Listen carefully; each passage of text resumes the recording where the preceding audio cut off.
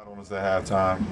We wasn't close enough, and one of our emphasis, this year is, getting back in transition and running guys off the three-point line, and you know, they kind of shocked us with a few of their shots.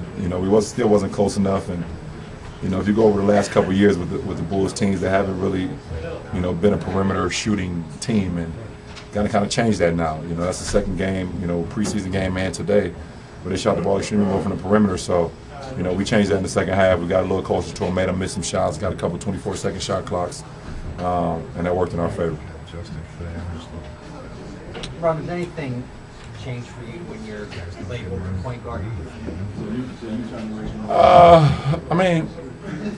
I don't know. I'm looking for my guys a little bit more when I'm starting at the point, especially in transition.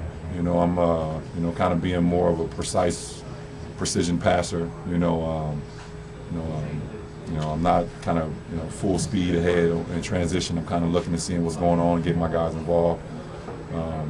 But for me, I just try to stay in attack mode when need be, and then once I see the high hand start going for my guys to get on the ball. LeBron, can you speak to the importance of the bench tonight, specifically Jeff? Well, the bench won us the game. They get the game ball for sure. JG came in and gave us a lift when we needed it. We started off slow once again tonight. D-Wade came in and found his rhythm, got to his floater game, got to his pull-up, made some great passes. You see what Kyle was able to do kind of late in that third and in that fourth. And even Channing came in as well and gave us some great minutes. And one. Also, he rolled off of Kyle Korver, pinned down for a layup as well. So, our bench was very good tonight, and it definitely was the reason we won the game. Hey, Ron, Ty said he seemed still upset after the game. How fiery was he at halftime about the defense?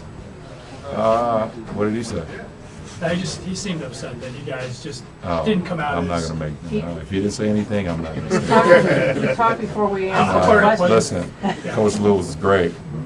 He was unbelievable. He's the happiest guy alive. You're not going to get me to do that to my coach. Nope. He did say that he thought that for the second night in a row, you guys didn't respect, who was on the other side, especially early, and that's what led to all the threes and getting behind. I don't know. That's his point of view, and if that's what he feels like we didn't do, then we respect that. And we gotta come out with a little bit more sense of urgency, and not be up on our heels and not be double digit down in the first quarter like we've done the last 2 games. So, the team says goals for sure. You're the only active guy playing four different positions starting the game to end up with a 20-10 game. Obviously, playing point guard, you think has come to you more naturally, but does it change your approach when you are slotted in a different position? I think the best thing for me personally is ever since I was a kid, I've always learned every position on the floor. When I started playing ball, for some odd reason, I could learn every single position on the floor all at one time. The point guard, shooting guard, small forward, power forward, and center, and know all the plays, what they're doing, and what's the reads. And to this day, obviously, still, if coach slides me to the 1, I know every set. If he slides me to the 5, I know the 5. I know the 4. I know the 3. I know the 2. I know every single play in every single position. So it makes the job a lot easier for me because I know where I should be and where my teammates should be. With this group, obviously barring injuries, you probably wouldn't see a lot of time at the 5, but have you taken to that position at all? I know we've seen it in limited times in Miami. It's whatever. Listen, coach is going to put me at the 5 at times, then I'll be ready for it. I can play it. It's going to be game situational, obviously. So, if it's my number's called at the 5 and I need to give, Kev and Double T and Channing a blow to go at the 5, I can do that. LeBron, what are your early impressions of Markkanen? I'm very confident. Very confident. I watched him a lot at Arizona. Watched him a lot. He wore my shoes a couple times, so he actually did. He did. He wore my retros. He wore my retro bronzes a couple times, and I like that. I like that. So I had to stay up very late to watch those Arizona games, though. But very confident kid, can shoot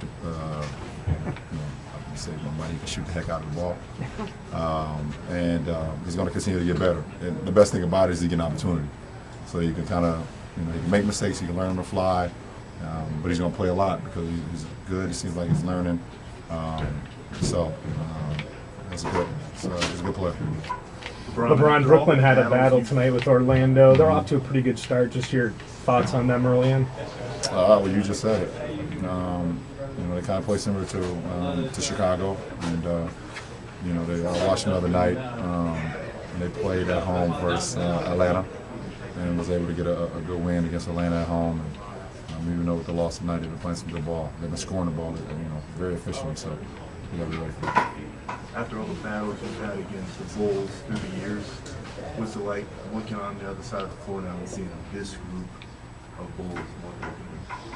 Well, the past is the past, and I live in the present, and the future is unknown. So I don't really get involved in the battles over the years. And I live in the present. And those guys who we play, and that's what I prepare for. So I know the history I've had, but dwelling on the past for me is something I pretty much don't do much of. I try to focus my energy and effort on what today, what the object is today, and to help us get a win.